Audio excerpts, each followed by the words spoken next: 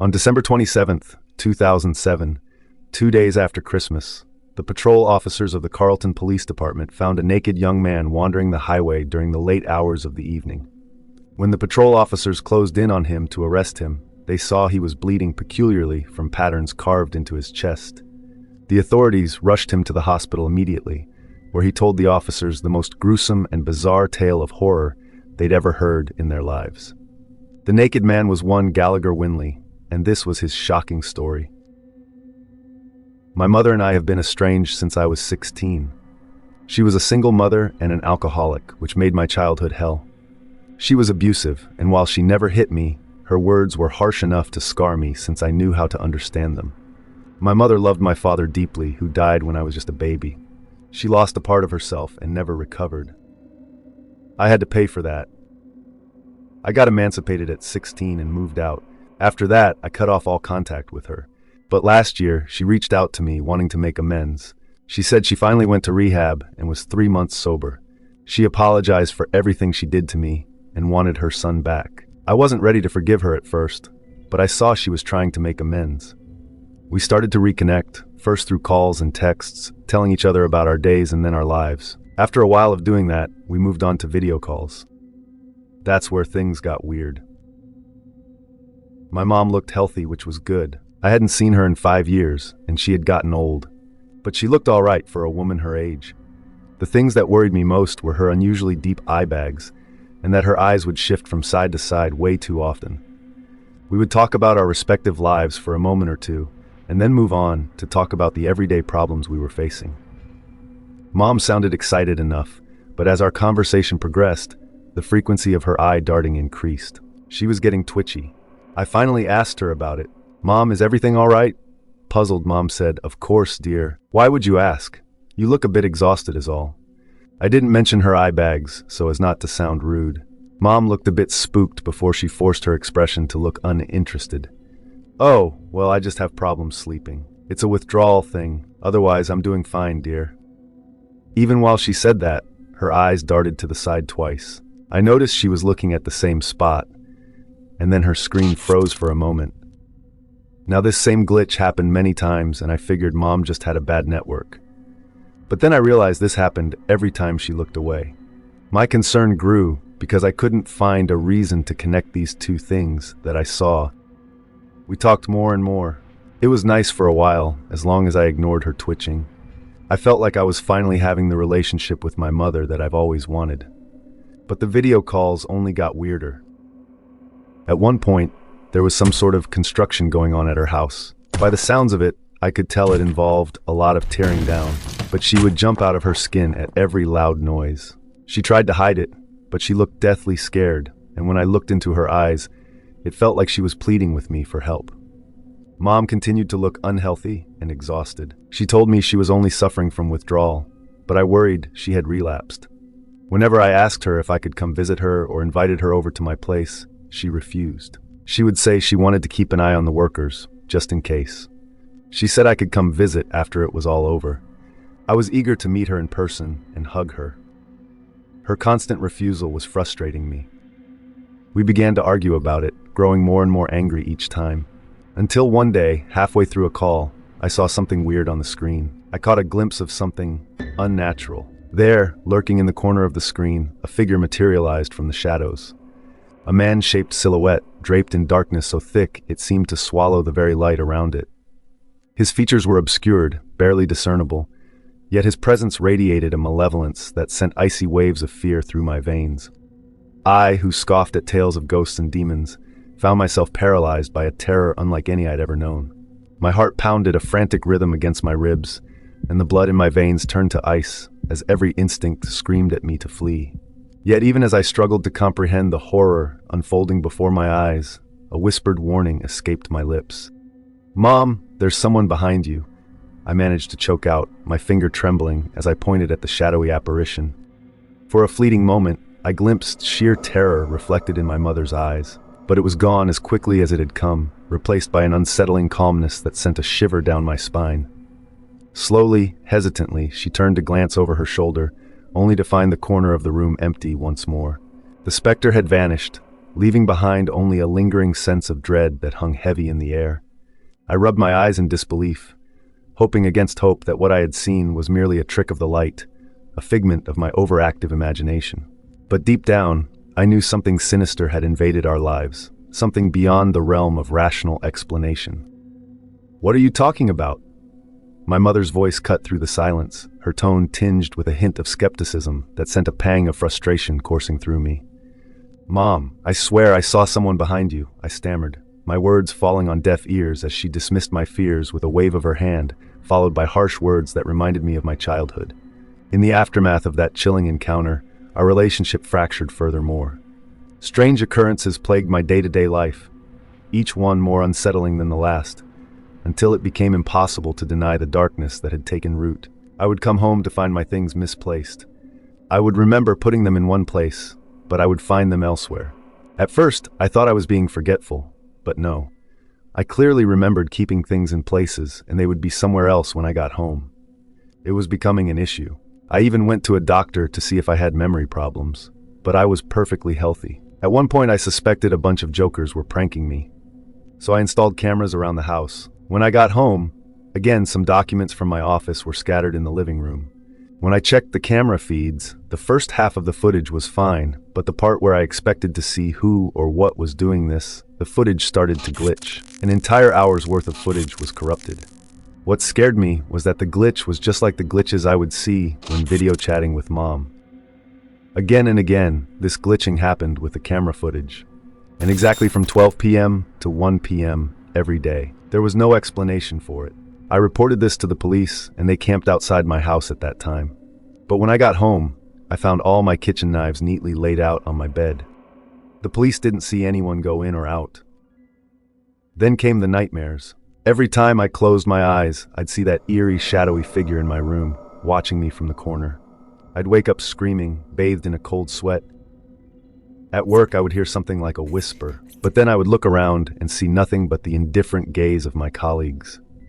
And then there were the faceless phantoms that haunted the streets, lurking in the shadows cast by the setting sun. I would catch glimpses of their formless figures out of the corner of my eye, only for them to vanish into thin air when I dared to look upon them directly. I was convinced someone or something was stalking me. I couldn't tell this to my girlfriend without seeming crazy. Worried about her safety, I decided to just break up with her. When Christmas came, Mom refused my invitation yet again. I was single, paranoid, and suffering from nightmares. My Christmas plan was to just drink the night away in my misery. But that changed on Christmas morning when Mom called, asking if I would come over for dinner. The invitation surprised me because we had the worst fight just 2 days ago. "Are you sure, Mom? After everything that's happened?" I couldn't help but question her motives, wary of the fragile peace that hung between us. "I was a fool, gal. I pushed you away because I feared I wasn't worthy of your love. But someone close to me made me see that time is fleeting, and we cannot afford to waste it any longer." Mom said it in such a low tone, it sounded ominous. I tried asking her who she was talking to, but she evaded my inquiries with practiced ease, leaving me to wonder what secrets lay hidden behind the facade of her newfound generosity. And as I made my way to her doorstep, uncertainty clouded my thoughts, mingling with the faint glimmer of hope that dared to flicker within my heart. Despite being scared, I wanted to see Mom in person and also see the house I grew up in renovated.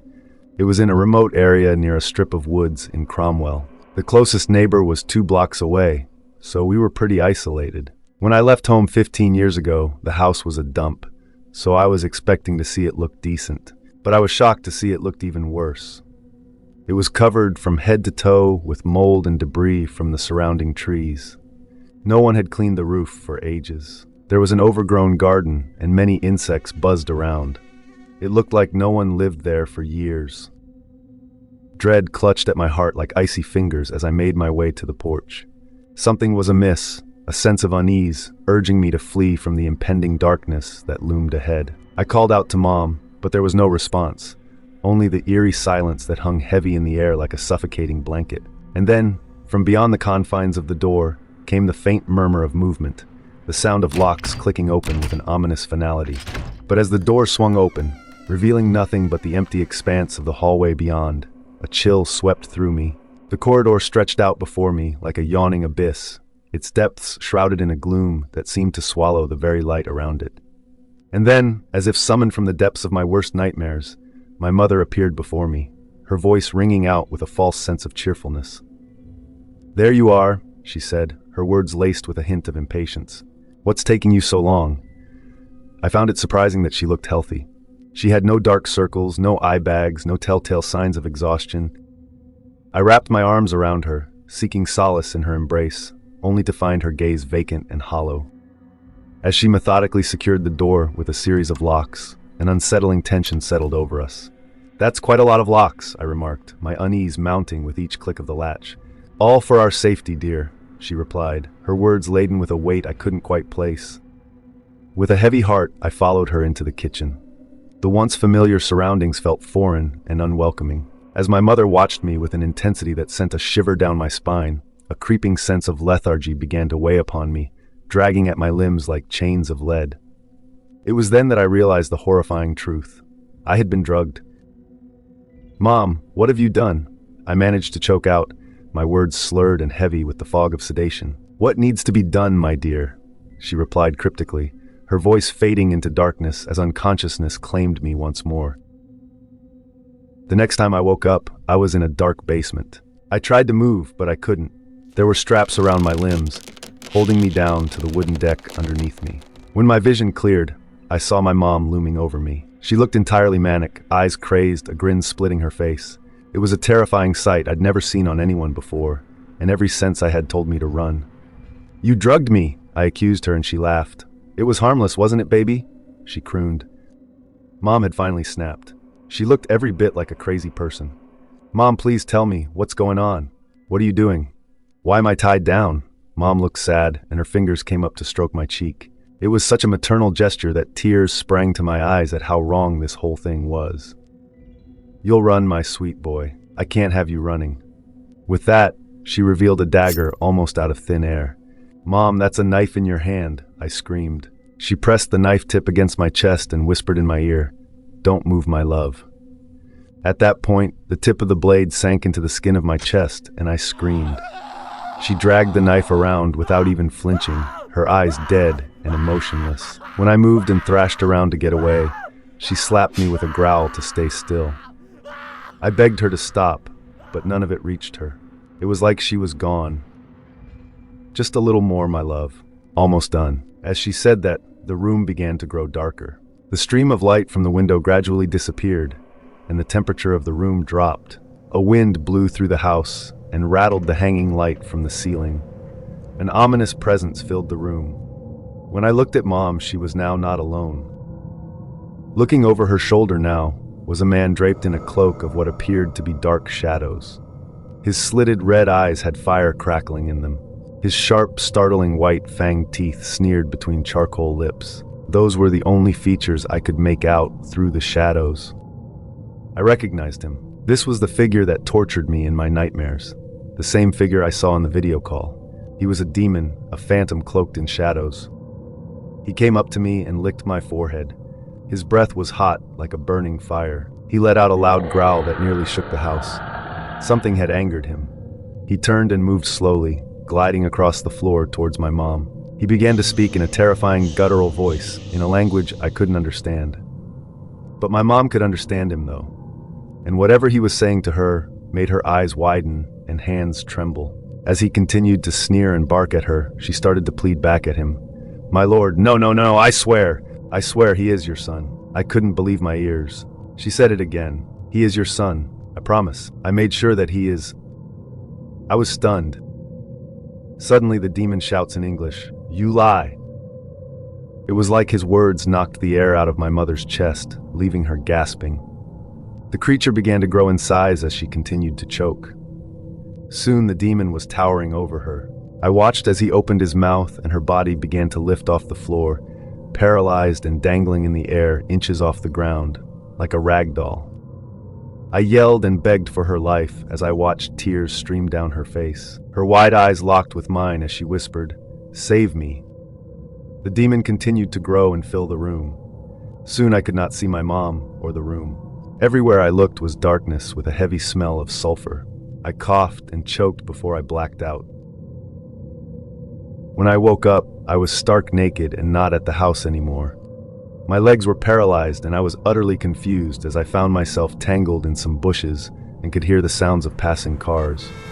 In a few minutes, I felt the blood flow into my legs as I struggled to stand up, only to realize I am deathly close to a highway with cars whizzing past me, barely inches away. My chest scars hurt and were still bleeding, but seeing that some of the blood was dry, it meant I was unconscious for some time. I panicked, remembering Mom. Even though it was unlikely, she could still be alive. I desperately waved and tried to flag down a car, but they all drove past me. I started to run until, fortunately, after about a mile, a police car with its flashing lights pulled over. Soon after talking to the cops, what I discovered was nothing short of mind-boggling. I was more than 100 miles from the house, which did not make any sense to me. On December 28, 2007, the Carlton Police Department traveled to the address given by Gallagher on the outskirts of the town of Cromwell, where they found a house similar to the residence he had described. But to their shock and horror, instead of stumbling into a newer crime scene, they came upon a halfway rotting female body hanging from the ceiling. The authorities identified the body as Clarissa Winley, Gallagher Winley's mother. But according to the forensic report, she had been dead for months. An autopsy would find a dagger neatly placed in Clarissa's thoracic cavity. Inserting a dagger through a victim's mouth into the chest cavity would cause notable lacerations that would show up in an autopsy.